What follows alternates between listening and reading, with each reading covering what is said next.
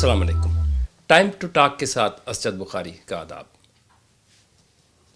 Viewers, پچھلے programme میں آپ نے دیکھا کہ فہیم صاحب ہمارے ساتھ تھے اور انہوں نے پاکستان کے ریاستی اور معاشرتی مسائل پہ جو وہ ایک کتاب تالیف کر رہے ہیں اس پہ گفتگو کی، اور ہم نے دیکھا کہ وہ ان کی کتاب کے 3 حصے ہیں.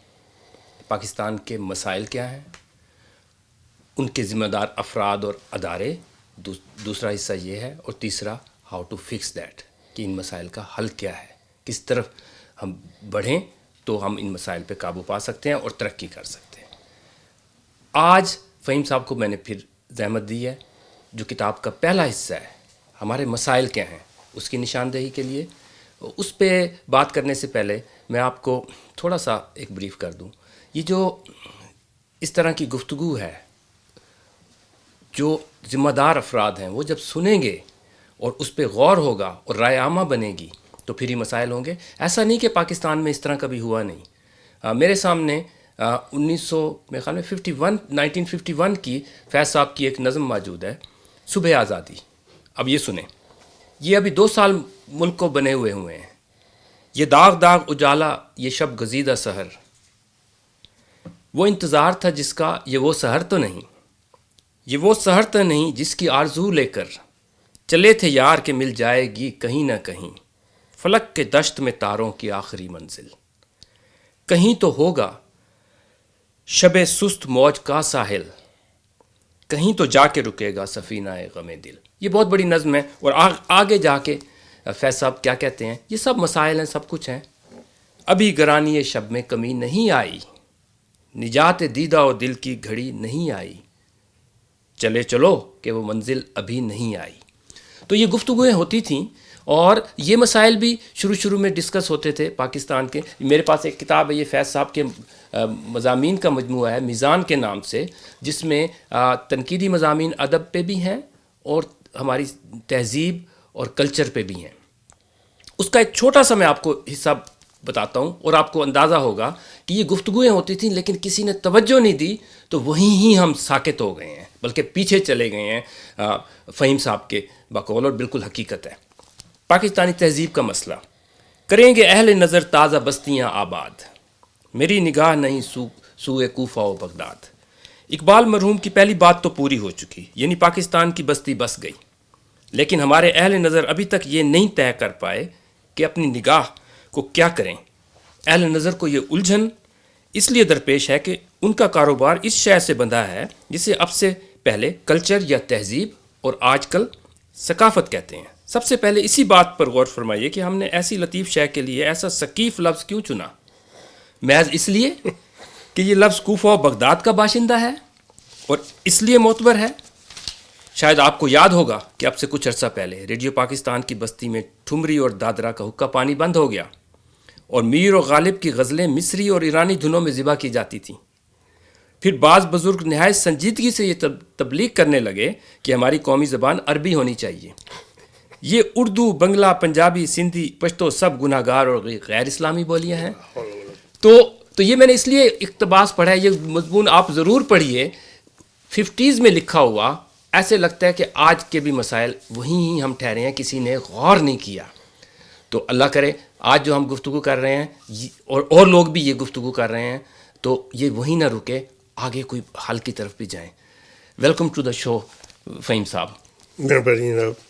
تو آپ کی ہم پچھلے پروگرام میں بات کر رہے تھے آپ کی کتاب پہ. اس کا پہلا حصہ ہے پاکستان کے مسائل کیا ہیں. جی. اب ہمیں ذرا ڈیٹیل میں بتائیں کہ بڑے بڑے مسائل جو آپ سمجھتے ہیں، جو آپ نے تشخیص کی ہے، وہ کیا ہیں. بخاری صاحب، جو کتاب کا پہلا حصہ ہے جس میں میں نے سارے مسائل اکٹھے کیے ہیں، تو تھوڑا سا چونکہ کتاب میں تو بڑی آزادی ہوتی ہے، آپ اپنی بات تفصیل سے بیان کر سکتے ہیں، تو ان کو مسائل بھی کہہ سکتے ہیں، ان کو سوشل ایولز بھی کہہ سکتے ہیں. تو اس کے بڑے مختلف رنگ ہیں اسی چیز کے. معاشرتی برائیاں، اسے معاشرتی برائیاں کہہ سکتے ہیں ہم یہ کہہ سکتے ہیں کہ ایک قوم کو درپیش چیلنجز ہم یہ کہہ سکتے ہیں. پھر مسائل تو ہم ان کو کہتے ہی ہیں اور مشکلات ہم کہہ سکتے ہیں ہمیں ہیں. تو جو سب سے پہلے اس میں میں نے میری کتاب کے پہلے حصے میں جو پہلا سب سے سیلینٹ فیچر میں اسے کہتا ہوں یا سب سے بڑی خرابی اسے کہہ لیں ہماری سوسائٹی کو ڈیفائن کرتی ہے وہ چیز، وہ ہے انحطاط، مسلسل انحطاط. یہ اس کتاب کے اس حصے کا پہلا باب ہے، چیپٹر. تو مسلسل انحطاط مجھے محسوس ہوا.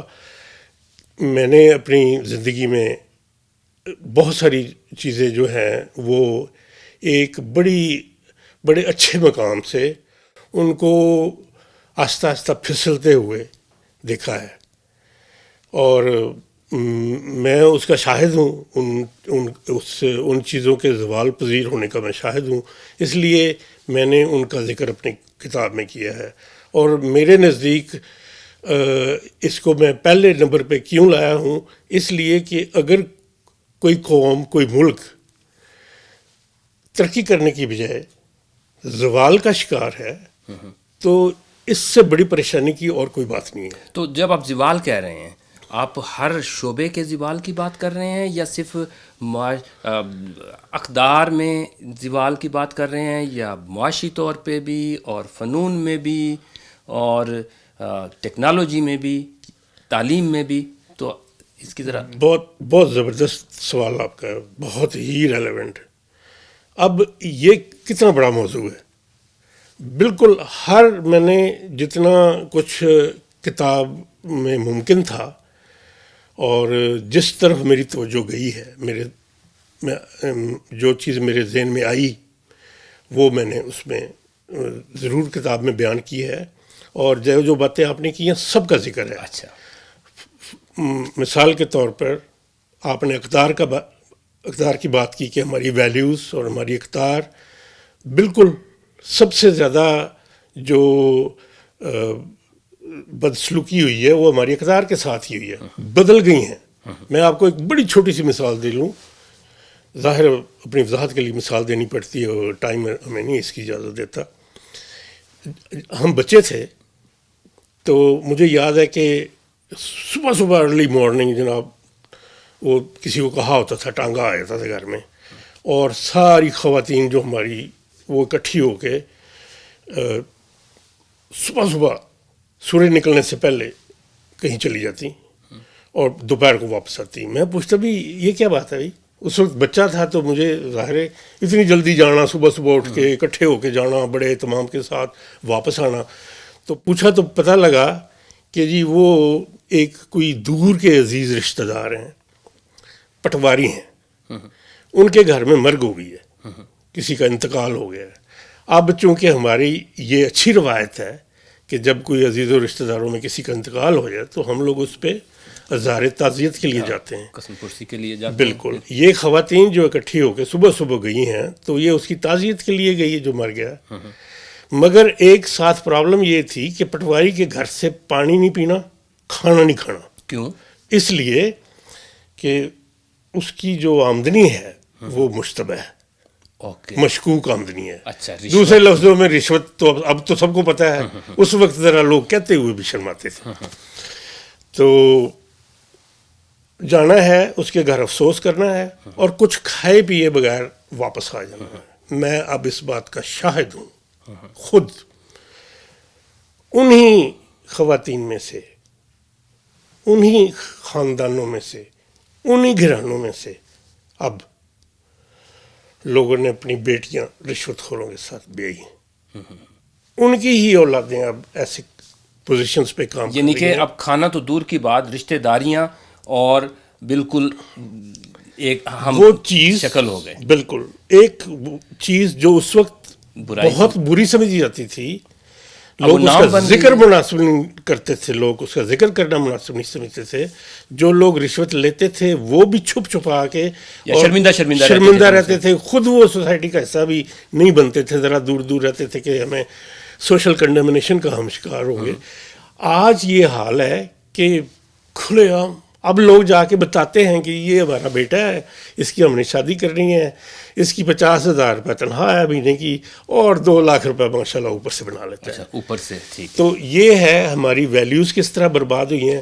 اس کے علاوہ میں تو آپ کو 1000 مثالیں دے سکتا ہوں. اور کس بات کی آپ بات کریں گے؟ فنون لطیفہ بالکل وہ بھی ڈیٹیریٹ ہوا ہے. ہو سکتا ہے ٹیکنالوجی آئی ہو، اس کو ریپلیس کر لیا ہو، لیکن بڑی عام سی بات ہے. مجھے بتائیں جو 50s میں فلمیں بنی پاکستان میں، یا 60s میں یا 70s میں جو ہمارے یہاں فلمیں بنتی رہیں، یا ہمارے پاس جو ٹیلنٹ تھا، جیسے ماسٹر عبداللہ، ماسٹر عنایت حسین، اور وہ چشتی بابا چشتی، اور جو کہاں 70s تک اور 80s تک بھی ہماری جو فلم انڈسٹری تھی کس مقام پر تھی، آج کہاں پہ ہے.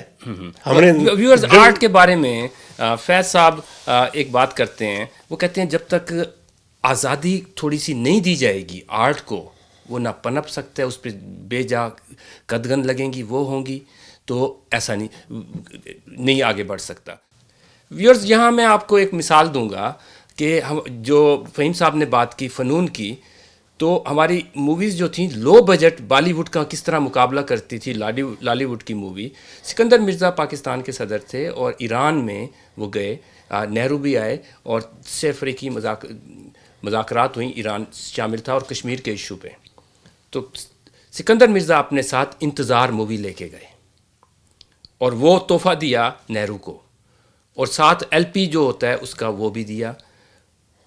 اور نہرو انتظار نہیں کر سکا کہ ملک واپس جا کے وہ گانے سنے. اس نے جب وہ سنے، اور وہ کہتے ہیں کہ جب واپس گیا تو اس نے جب کابینہ کا اجلاس ہوا اور انہوں نے کہا کہ کشمیر کا کیا ہوا اور آیا جنگ ہوتی ہے، کیا ہوتا ہے ملکوں کے درمیان، تو اس نے کہا چھوڑو کشمیر کو، چھوڑو جنگوں کو، جنگ کو بھول جاؤ اور یہ نور جہاں کے گانے سنو. تو آرٹ جو ہے وہ ڈپلومیسی میں بھی آگے چلا جاتا ہے. اس کو اب کچھ ہسٹورینز نے اس کو انتظار ڈپلومیسی کہا پاکستان کی طرف سے. تو آرٹ میں بھی ہم بہت آگے تھے. شکریہ فہیم صاحب یاد کرانے کا. تو ہم بات کر رہے تھے انعطاف کی اور اس میں یہ بھی فنون لطیفہ کا بھی آیا معاملہ. کوئی شعبہ ایسا نہیں ہے جو اس سے بچا ہو. اور حقیقت بھی یہ ہے کہ جب ایک ٹرینڈ شروع ہو جائے، اس طرح کا بدقسمتی ہو اور آپ کو زوال شروع ہو جائے، تو پھر وہ ایک شعبے تک محدود نہیں رہتا، وہ ہر جگہ پھیل جاتا ہے. کیونکہ جن فورسز نے یا جس وجہ سے وہ زوال ایک شعبے میں شروع ہوتا ہے، وہ ظاہر ہے وہی فورسز اس کو دوسری شعبوں میں بھی لے جاتی ہیں. میں آپ کو دوسری مثال یہ دینا چاہ رہا تھا کہ یہ تو بات ہوگی فنون لطیفہ کی. سیاست کی اور اسٹیٹ کرافٹ کی بات کر لیں. یعنی آپ دیکھیں کہ ہمارا ایک بڑا مسئلہ ہے، پوری دنیا جو بھی شخص سیاسی شعور رکھتا ہے اس کے لیے جو فوجی انقلاب یا ڈکٹیٹرشپ یا فوج کا سیاست میں آنا ہر جگہ پہ ایک غلط چیز سمجھی جاتی ہے. ہمارے ایک ہسٹری ہے پاکستان کی کہ ہمارے کتنے جو ہے وہ فوجی امر آئے، لیکن اس کے اندر بھی ایک زوال کا عنصر ہے. اوکے، وہ ہاں جی دلچسپ بات ہے. برائی میں بھی مزید برائی کے اندر بھی ہاں جی وہ بھی نہیں ہم مینٹین کر سکے. مثال کے طور پر جو پہلا ڈکٹیٹر تھا، فوجی ڈکٹیٹر جنرل، وہ تھا ایوب خان. اب آپ ایوب خان کا دور دیکھیں، جو اس نے ادارے بنائے، نئی چیزیں اس نے کافی کام کیا. مطلب وہ الگ بات ہے تجزیے میں ہم اس کی خرابیاں کیا تھی، نقائص کیا تھی، یا اللیگل گورنمنٹ، وہ ساری مطلب لیجسٹمیسی کے جو کویسچنز ہیں. لیکن اس نے جو اچھے بڑے بڑے کام کیے، ڈیم بنائے، یہ چیزیں وہ چیزیں، بڑا کام اس نے کیا. اور پاکستان نے جو میرا کو ترقی اگر کی ہے معاشی، تو وہ اسی دور میں ہی ہوئی ہے. تو آپ دیکھیں اس کے بعد آتا ہے جنرل ضیاء الحق، یحییٰ خان. اب آپ کمپیئر کریں یحییٰ خان کا دور اقتدار ایوب خان کے دور، اس کا مطلب اس میں بھی زوال آیا. پھر چلے یحییٰ خان کے بارے میں کہتے ہیں کہ اس میں وہ چند ایک اس میں خرابیاں تھیں، اور مشرقی پاکستان کے جو اس کا کردار تھا. تو لیکن اس کے علاوہ وہ اس میں کافی خوبیاں بھی تھیں. وہ پروفیشنل سولجر تھا کافی لحاظ سے. اس کے اور بعد honest تھا کم از کم. ہاں جی مطلب بالکل، اس نے لوٹ مار نہیں کی، اس نے اپنے سامنے اس کے ارد گرد ایسی ٹیم نہیں تھی کہ وہ اڑا کے رکھ دے ملک کو. لیکن اس کے بعد آپ دیکھیں ضیاء الحق آتے ہیں. اب میرا خیال ہے یہ اس کی وضاحت کی ضرورت نہیں ہے کہ ایوب خان اور یحییٰ خان کے مقابلے میں Zia ul-Haq was less capable mentally, morally he was more challenged. اس کا کام یہ تھا کہ دو پارٹیز آپس میں جھگڑا کر رہی تھیں، ایک کہتی تھی ہم نے الیکشن جیتا ہے، دوسری کہتی تھی ہم نے الیکشن جیتا ہے. تو وہ ایز اے ریفری آنے کی بجائے اس نے اوور تھرو کر کے خود ہی کو شروع کر دی. تو ہی started with an unethical step. تو اچھا پھر اس کا جو کوالٹی آف رول ہے، آج ساری دنیا ہر بندہ یہ کہہ رہا ہے کہ جو جن چیزوں کی بنیاد اس نے رکھی وہ آج تک ملک اس کو بوت رہا ہے. ویئر یہاں مجھے ایک بات یاد آ رہی ہے. اسلام آباد میں اس وقت ہوتا تھا، جنیجو کا دور تھا، ضیاء الحق صدر تھا، اور وہ اسمبلی جو تھی اس میں ضیاء صاحب آئے. اب یہ جو انہوں نے بات کی معیار کی، تو لوگ کہتے ہیں کہ ضیاء صاحب بڑے آنیسٹ تھے، کم از کم انہوں نے بےایمانی نہیں کی. یقیناً نہیں ہو سکتا ہے، ذاتی طور پہ دولت نہیں بنائی ہوگی، لیکن ان کی میں مجھے تقریر کبھی نہیں بھولتی. اسمبلی میں آ کے وہ کہتے ہیں وہ غیر جماعتی الیکشن ہوئے تھے اور جنیجو نیچے سے جیت کے نہیں آئے تھے، اوپر سے منتخب امپوز کیے گئے تھے، الیکٹ کیے گئے تھے، اور سلیکٹ کیے گئے تھے. تو وہاں ضیاء صاحب نے کہا وزیر اعظم صاحب لوگ نیچے سے آتے ہیں، ہم نے آپ کو اوپر سے بھیجا ہے، اب آپ اوپر سے آئے ہیں، نیچے والوں کا خیال رکھیں. یعنی کہ جو اسمبلی میں لوگ بیٹھے ہیں ان کو کچھ دیں. یعنی کہ کلیئر وہ کہہ رہا تھا کہ یہ جو اسمبلی کے ممبرز ہیں آپ کے، ان کو فنڈز دیں اور وہ کریں. اور وہاں سے یہ کرپشن کی ابتدا ہوئی.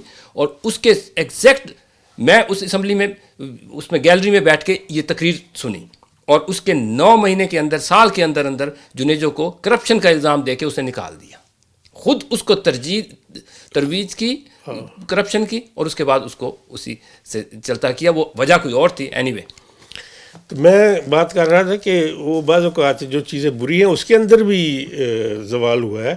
تو وہ پھر آپ نے چونکہ جنرل ضیاء کی بات کی، تو جنرل ضیاء کے بعد آپ دیکھیں as if it was not enough, انگریزی میں کہتے ہیں as if it was not enough. اب ماشاء اللہ آ گئے ہمارے کمانڈو جنرل صاحب پرویز مشرف. وہ میرا خیال ہے مجھے بتانے کی ضرورت نہیں ہے. میرا خیال ہے اگر آپ مجھ سے پوچھیں، میری رائے غلط بھی ہو سکتی ہے، میں کوئی دعویٰ نہیں ہے میرا کہ میں صحیح کہہ رہا ہوں، عقل کل ہوں. میرا خیال ہے کہ جتنے بھی جنرل آج تک آئے ہیں ان میں سب سے برا جو اقتدار تھا وہ پرویز مشرف تھا. سب سے زیادہ کرمنل لٹرلی اس کے جو ایکشنز تھے بڑے بڑے. اس کی کتاب پڑھ لیں آپ، اس کے دشمنوں کو چھوڑیں، آپ اس کی کتاب پڑھیں. وہ ایکسیپٹ کرتا ہے کہ میں نے it is a statement of confession. اس میں اتنے جرائم اس نے خود لکھے ہیں جو اس نے کیے ہیں، جو کسی بھی پاکستان میں نہیں، مہذب دنیا میں، یہ جو ترقی یافتہ دنیا جہاں ہم اس وقت رہ رہے ہیں، اس کے اسٹینڈرڈ کے مطابق وہ کتاب جو ہے اس اسٹیٹمنٹ آف کنفیشنز. تو کہنے کا یہ مطلب ہوا کہ ایون جو جرنیل ہے، ہماری قسمت میں جو یہ چیز لکھی تھی کہ بار بار فوجی اقتدار آئے گا، اس کے اندر بھی یہ زوال ہو گیا. یعنی آخری جو latest general we had, one of the worst general. ٹھیک. اچھا فہیم صاحب، ہم نے یہ انحطاط کی بات کر لی، اور آپ سم اپ میں کر دوں تو آپ کی بات سے مجھے یہ سمجھ آیا کہ ہم مسلسل انحطاط کا شکار ہوئے ہیں ہر شعبے میں، ہر طریقے سے. ایک تو یہ، اب اس سے آگے جو ہے اگلا کون سا پوائنٹ آپ کا ہے مسائل؟ بخاری صاحب آپ اگر مجھے اجازت دیں تو ایک چیز اس میں انحطاط والے میں ایسی چیز ایڈ کرنا چاہتا ہوں کہ جن لوگوں کو اب تک ہو سکتا ہے میرا جو پوائنٹ آف ویو ہے زوال والا، اگر ان کو اس میں پوری طرح کلیئر نہیں ہوئی بات، تو میں ایسی ایک دو مثالیں دے دوں تاکہ ان کو پتہ لگے کہ میں کیا کہہ رہا ہوں، انحطاط سے میری مراد کیا ہے. یہ بڑی ایسی مثالیں ہیں جو ہر ایک نے دیکھی ہوں گی، جو ہماری عمر کے ہیں، اور سمجھ آ جائے گی.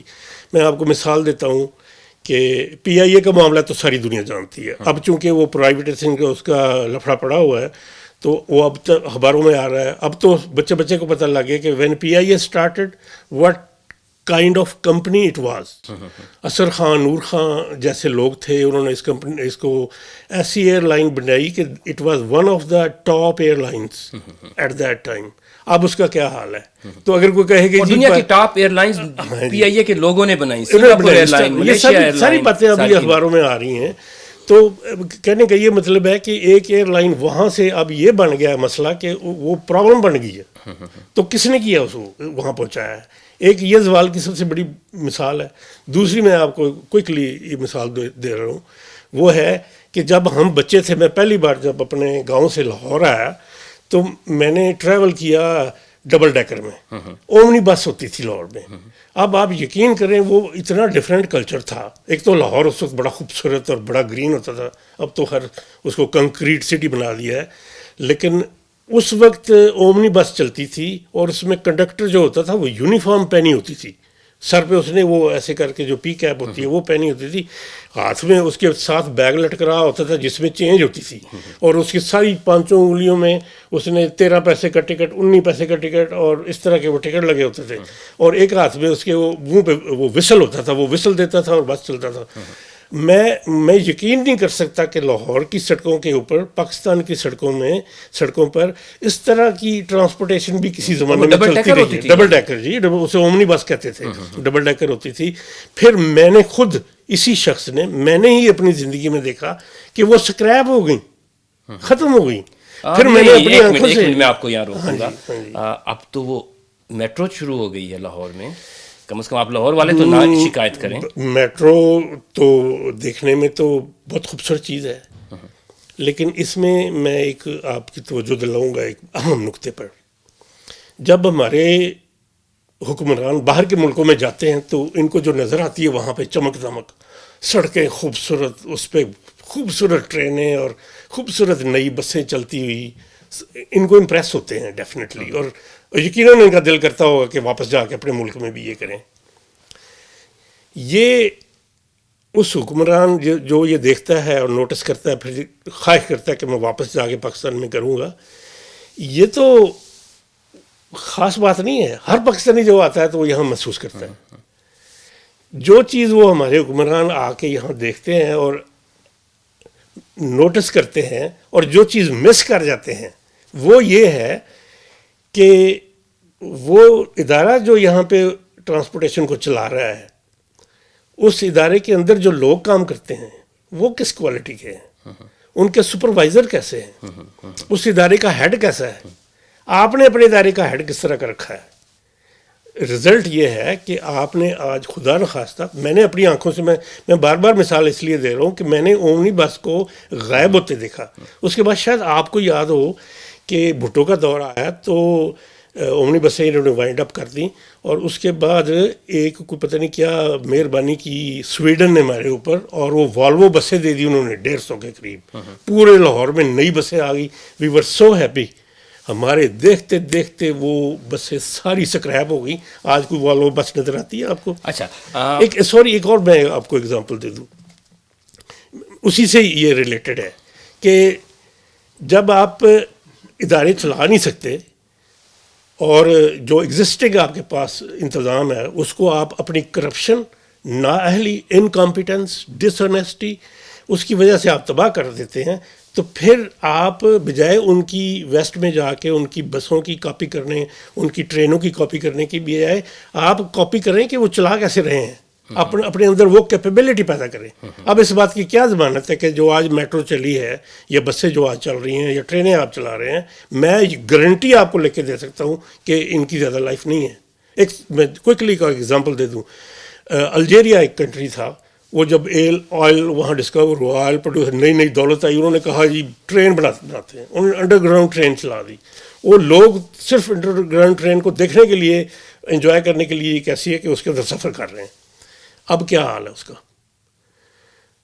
اب اس کی ڈیڈ باڈی آپ کو ملتی ہے اس ٹرین کی. کیوں؟ اس لیے کہ ٹرینیں تو خرید لی، پیسے تھے بہت، پٹرول کے پیسے آئے، آپ نے ٹرینیں خرید لی، لیکن وہ جو لوگ اس کو چلانے والے تھے وہ تو پھر اسی طرح ہی تھے نا. تو اب میں اس بات کی کون ضمانت دے گا کہ جو آج اربوں روپے خرچ کر کے آپ یہ نئی چیزیں کر رہے ہیں، اگر ایڈمنسٹریٹر ہم ہیں تو ہم تو وہی حال کریں گے اس کا جو پہلے ہوا. اب ویورز، یہ ٹاپک بہت وسیع ہے اور پروگرام ہم بہت لمبا کر نہیں سکتے، اور نہ ہی آپ میں اتنی سکت ہوتی ہے کہ اتنا لمبا پروگرام دیکھیں، تو ہم اس کو یہیں وائنڈ اپ کرتے ہیں. لیکن فہیم صاحب کے ساتھ گفتگو پھر کسی وقت اگلے موضوع پہ بھی جاری رہے گی. اس میں ان کا جو یہ جو مسائل والا ہے اس میں مسلسل انحطاط کا شکار، نااہلی کو خصوصیت بنا دیا، یہ ان کا ایک مسائل کا یہ جو پریسکرائب کر رہے ہیں. پھر ہے غلط اور درست کی تمیز ختم ہو گئی ہے، اس کے انہوں نے اشارے دیے. تو یہ واقعی بہت بڑے بڑے مسائل ہیں جو کہ بظاہر تو یوں لگتا ہے کہ اقدار کی بات ہو رہی ہے، لیکن یہی اقدار جو ہیں ادارے بنا رہی ہیں، افراد بنا رہی ہیں جو کہ کام کر رہی ہیں. اس پہ ضرور توجہ دیجیے گا. اور جہاں سے پروگرام شروع کیا تھا میں اقبال کا وہ شعر پھر آپ کو سنانا چاہوں گا، غور سے سنیے گا. کریں گے اہل نظر تازہ بستیاں آباد، میری نگاہ نہیں سوئے کوفہ و بغداد.